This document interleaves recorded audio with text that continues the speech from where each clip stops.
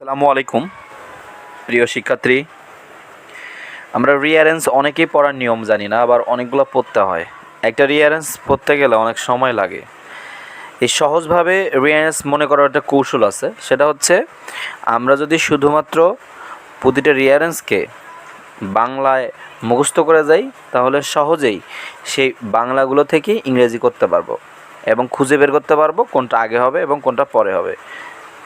ওকে, তাহলে শুরু করা যাক।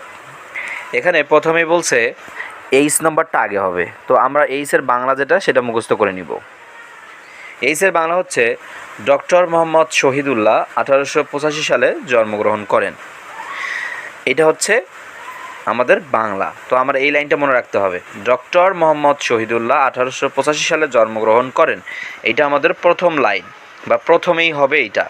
এখন আমরা তো এটা ইংলিশ জানি না, তো সেক্ষেত্রে রিয়ারেঞ্জে গিয়ে আমরা বের করব যে ডক্টর মোহাম্মদ শহীদুল্লাহ 1885 সালে জন্মগ্রহণ করে, এটা কয় নম্বর অপশানে আছে। আমরা যে শুধু বাংলাটা পড়ে নিচ্ছি বা বাংলাটা পড়ছি, এই বাংলা থেকে পরবর্তী সময় ওই ইংলিশগুলো দেখলেই বুঝতে পাবো যে এটা আগে হবে। কেননা আমরা ডক্টর মোহাম্মদ শহীদুল্লাহ 1885 সালে জন্মগ্রহণ করে এইখানে যে কোনো একটা ওয়ার্ডের সঙ্গে আমরা মিল পাবো। ডক্টর মোহাম্মদ শহীদুল্লাহ নয়তো বা 1885, যেটা 1885 থাকবে তাহলে বুঝবো এইটাই হবে হচ্ছে প্রথমেই। এজন্য আমরা এক লাইন করে বাংলা মুখস্থ করে নেব, ডক্টর মোহাম্মদ শহীদুল্লাহ জন্মগ্রহণ করেন 1885 সালে।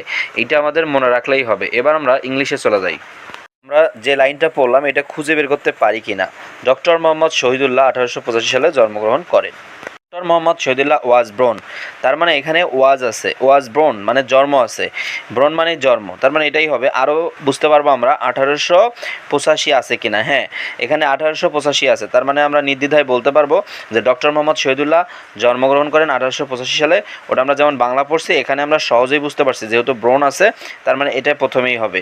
ডক্টর মোহাম্মদ শহীদুল্লাহ 1885 সালে জন্মগ্রহণ করেন, তার মানে এটাই প্রথমে হবে। ঠিক একইভাবে পরেরগুলো আমরা মনে রাখার চেষ্টা করব। সেটা কিভাবে আমরা কিছুক্ষণ পরে দেখাচ্ছি, যে আমরা শুধুমাত্র বাংলা পড়েই ইংলিশে রিঅ্যারেঞ্জ করতে পারবো। শুধুমাত্র বাংলাগুলো পড়েই যদি লাইন বাই লাইন পড়ে যাই, তাহলে অবশ্যই ইংলিশগুলো করতে পারবো। যেমন প্রথমে আছে এইচ নাম্বার, তারপরে এ নম্বরে কি আছে, তার পিতা মফিজ উদ্দিন আহমেদ। তাহলে আমাদের ওইখানে গিয়ে দেখতে হবে যে ওই ইংলিশগুলোতে আসলে এটা আছে কিনা, পরবর্তী সময় আমরা দেখব। দেখি ইংলিশ করতে পারি কিনা। হ্যাঁ, হিজ ফাদার, আমরা জানি তার বাবা, তিনি বলছিলেন, আমরা দ্বিতীয়বার পড়ছিলাম কি তার বাবা মফিজউদ্দিন আহমেদ। দেখেন হিজ ফাদার, আমরা জানি তার বাবা, তার মানে এইটা আমরা বাংলা জানি তার বাবা ইংরেজি হচ্ছে হিজ ফাদার, তার মানে এই লাইনটা হবে হিজ ফাদার মফিজউদ্দিন আহমেদ। এই যে মফিজউদ্দিন আহমেদ, তার মানে এটাই হবে। এভাবে আমরা প্রতিটা লাইনে বাংলায় পড়ে পরবর্তী রিঅ্যারেঞ্জ করতে যাব এবং রিঅ্যারেঞ্জ খুব সহজেই করতে পারবো। প্রিয় স্টুডেন্ট, বুঝতে না পারলে আমাকে অবশ্যই কমেন্ট করে জানাবেন। প্রিয় স্টুডেন্ট, এখন আমরা আবারও শুরু করি বাংলা কিভাবে মুখস্থ করব। বাংলা লাইন বাই লাইন আমরা মনে রাখবো। প্রথমে এইচ নাম্বার হবে। প্রথমে এইচ নাম্বার কি বলছে, ডক্টর মোহাম্মদ শহীদুল্লাহ 1885 সালে জন্মগ্রহণ করেন। তারপরে হবে এ নম্বর, তার পিতা মফিজউদ্দিন আহমেদ। এরপর হবে জি নম্বর, ডক্টর শহীদুল্লাহ আরবি শিখেছিলেন। এরপর হবে বি নম্বর, তিনি 1904 সালে প্রকাশিত 1904 সালে তিনি পরীক্ষায় উত্তীর্ণ হন। এইচ নাম্বার ইংরেজিতেও সেখানে কি বলছে, ডক্টর মোহাম্মদ শহীদুল্লাহ ব্রন, আমরা জন্মগ্রহণ করেন 1885 সালে। বি নম্বর এবং বি নম্বরে বলছে যে 1904 সালে, তার মানে যেহেতু আমরা বলছি যে 1904 সাল খুঁজে পাইছি, তার মানে অবশ্যই বি নম্বরে 1904 সাল, এটাই হবে তার পরেরটা। ঠিক একইভাবে আমরা এরকম করে যদি বাংলা থেকে ইংলিশ পড়তে চাই, বাংলাটা মুখস্থ করলে এখান থেকে আমরা খুঁজে বের করতে পারবো ইনশাল্লাহ। তো সেক্ষেত্রে আমরা একবার বাংলাটা দেখে আসি। ওকে, এইচ নম্বর, ডক্টর শহীদুল্লাহ 1885 সালে জন্মগ্রহণ করেন। তার পিতা মফিজউদ্দিন আহমেদ।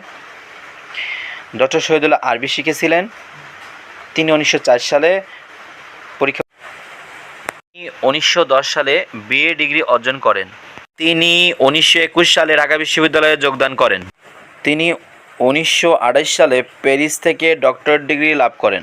তিনি 1969 সালে 13 জুলাই ঢাকায় মারা যান। এইভাবে পড়লেই তোমাদের সমস্ত রিঅ্যারেঞ্জ কমপ্লিট হবে ইনশাআল্লাহ।